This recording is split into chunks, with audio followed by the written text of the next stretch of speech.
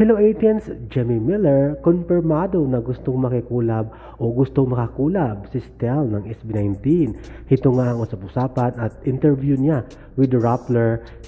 Sinabi niyang gusto niyang makikulab o gusto niyang makaduet si Stell dahil magaling kumanta, mataas ang birit at yan ang nilook up niya para magkaroon sila ng kanta together.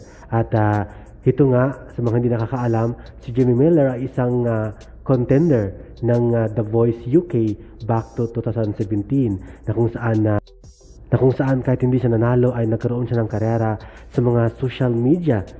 In demand siya sa mga social media sa pagkanta at syempre matatawag siyang amateur singer na isang Briton.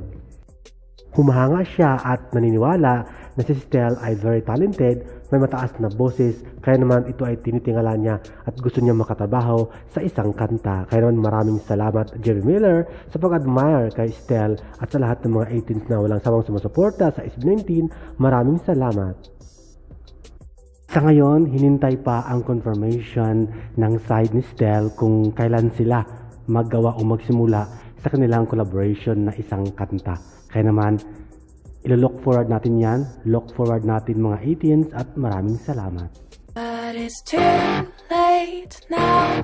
I remember you and me, and how careless we